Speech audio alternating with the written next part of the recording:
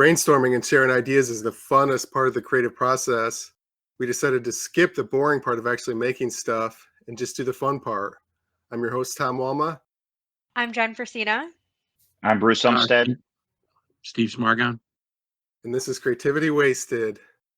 I don't know how creative this is, or if it's just more me trying to put all of my favorite things into one experience, but I think it'd be really cool to have a corgi cafe where you can go just pet corgis all day, and then at night it could turn into a corgi cafe comedy club where you have to battle the comedians have to battle the corgis for the audience's attention. So if you are a funny enough comedian, you can take the audience's attention away from how adorable the corgis are. Corgis are small dogs, right? Yes, they're super, super cute though. They have big fluffy butts. I have one. That's why I'm obsessed.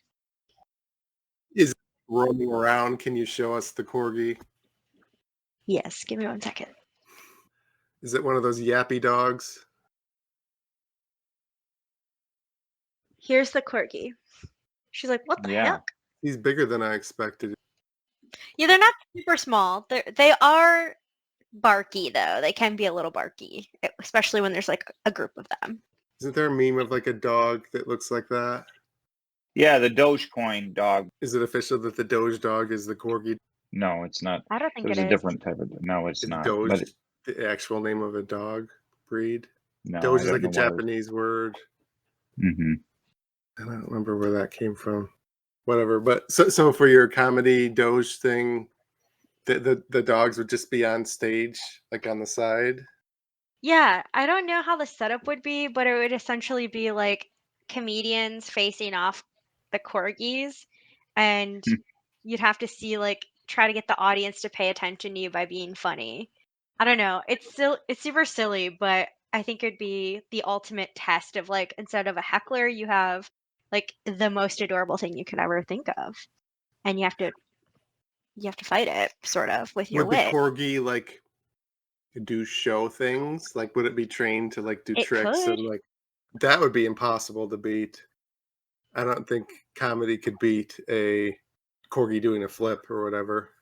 I don't think they can do flips, but they can do oh my gosh, what are they called? Obstacle courses. They do a lot of that kind of stuff with corgis. Well, you can't have an obstacle course and the comedian, then the comedian would lose all the time because everybody'd be cheering for the corgi. The corgi could jump onto the stool, I suppose. I think it would just be interesting to see. Yeah, I think it'd be. But also, I just really like corgis, and I am my personality has been taken over by owning a corgi, essentially. Have you used the corgi as a service dog and tried to carry it in restaurants and things and annoyed people? No, nothing like that. That's good. What's with your facial expression, Bruce? You look my earbuds. Yeah, I hear you in robot voice. I like that. The corgi idea. Thank you. Well, the thing is, though, is whatever the rules are, they could apply to the corgis and the comedians. Because, the corgis could just, relieve themselves on stage. So I think that needs to be open to the comedians as well. Humping somebody's leg. Lift our leg up. There can't be there has to be an even playing field, Ideally, everybody's potty trained. Maybe I've been going to the wrong kinds of shows. I don't know. Would you have roast, say breeze? I couldn't tell. Wait, something roast. I guess if the dog humps a leg, then the comic can hump the stool. Yeah. Well, that goes on anyway. So. Yeah, haven't seen it in a while, but yeah, once in a while. Ben, my girlfriend, she goes, you're the hump and talking about drop the tan leg. I heard the word humping in there. Anyone else get that? No. Sorry, Bruce. It's going too slow, so it's getting like a word or two, and then it's like cutting forward. That's such a weird glitch. Yeah, you sound like a robot.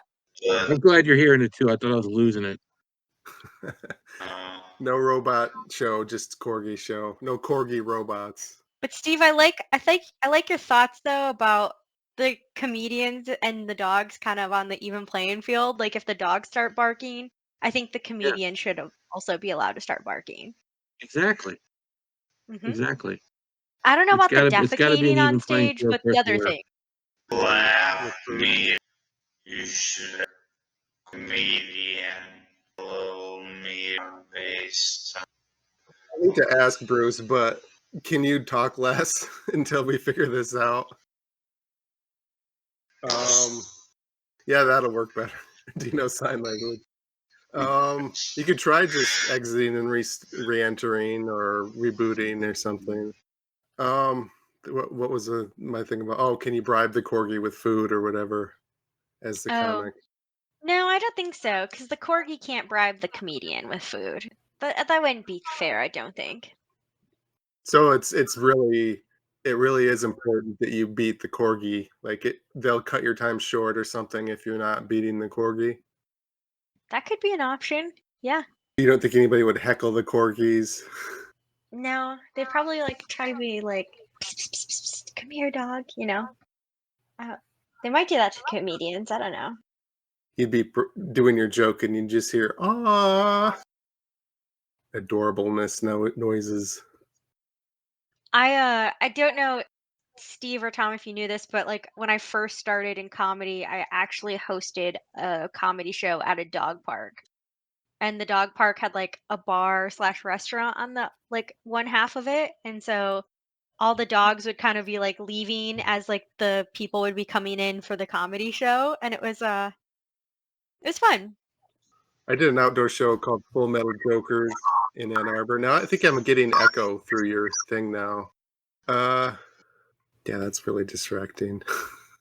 Have you ever done any outdoor shows, Steve? Yeah. Did a show and they brought kids. They're supposed to be adults only, of course. And a toddler took off his diaper and threw it at us. That's funny. The toddler threw it that far. You know, there's no comeback for that. You know, 2-year-old just throwing their diaper at you. You just gotta go with it. You know, the kid threw the diaper at me, and I was working with Andy Beningo, and I think Andy got his sippy cup thrown at him because the kid was done. He just wanted to go home. Thanks for trying, Bruce. See ya. Was the diaper like soiled or was it? Oh yeah, it was loaded. It was loaded. This kid was picking his spot, and it's just, I think I was closing, and the kid had been squirming or whatever. His mom couldn't hold him, and then she just gave up and just let him run loose. And he just started making a beeline toward the stage, and then he stopped, and he like took his diaper off, and then just threw it. Did it hit So you? no, I had enough time to get out of the way. But the thing that bothered me the most is like that got the best reaction of the night. And I was like, man, if that's all it took was like, then I would have worn a diaper and I would have, thrown it at them. But You well, could start doing that, wearing a I diaper. could. Yeah, and things like that, like some weird thing happens and it's the funniest laugh of the night. But Yeah. part of it is the inappropriateness of it being during a show. Like if it were to just happen randomly to somebody walking down the street, I don't think it would elicit that much of a laugh. No. No. So it's like it shouldn't harm our self-esteems as performers because part of it I is don't we've know. set this framework up of expectation and it's Yeah. breaking that framework, and that's part of the reason. I don't know, maybe it should But if hurt our it's a no self-esteem. kids show, though, I would be pretty annoyed. It just goes in the file of when people talk about wanting to be a comedian. I'm like, Yeah. okay. Just there was another show I did that was this mental health facility hired me for their luncheon. And the way it was described to me was that it was going to be 400 mental health providers and a few of their worst patients. Worst. Like severely autistic, severely disturbed, and get there, and it's like a sea of wheelchairs that are being rolled in. And so I pulled the woman aside and I go, yeah, I was told it would be 400 providers and just a few of their clients. And she's like, oh, no, no, no, no. It's going to be 400 of like these severely autistic, disturbed people and a few of their doctors and nurses and stuff. And everybody there they were very, very nice.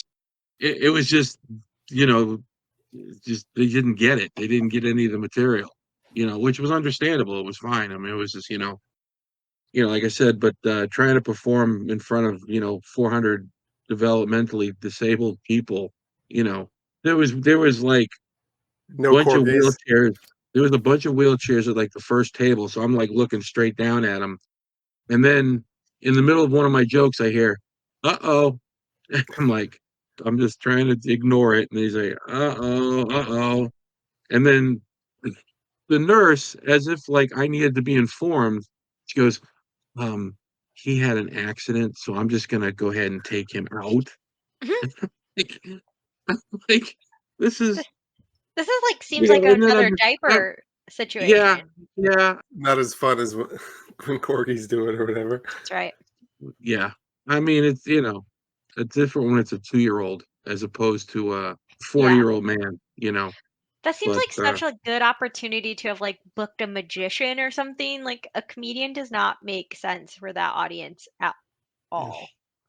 yeah, Or yeah. maybe like how am I blanking on this word? Like people who imitate other people. Oh, Uh, impressionist?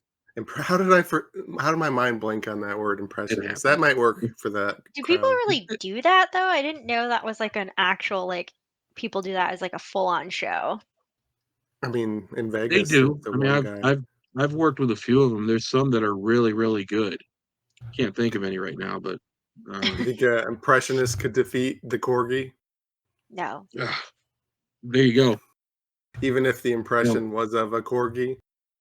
yeah, there we go. And it all makes a full circle. And they dress like a furry. Yeah, Yeah, I get. Yeah, furry versus corgi. yeah. I kind of really want this show to happen now. I do. It just keeps building. Even if I wasn't picked to be in it, I would pay money to go see that. It would be interesting for sure. Yeah, it would. Yeah, I like to do weird. I did the one in Kalamazoo where they had put the shocking thing on your arm. You've heard of that, right, Jen? Mm-mm. They just did it last summer. It was Casey Curran. Oh yes, yes, yes, yes. Okay. They did a One hot sauce too. one, right? Yeah. I didn't do that because I have throat problems. But I did the shock one. I like mixing it up with weird themed shows Yeah. once in a while. I would be willing to participate in your corgi show or Excellent. watch it I'm for I'm sure. gonna make it happen. I gotta first open the Corgi Cafe. That's number one priority. And then I can just own a bunch of corgis. This has been a production of Planet Amp Podcast, powered by Pinecast.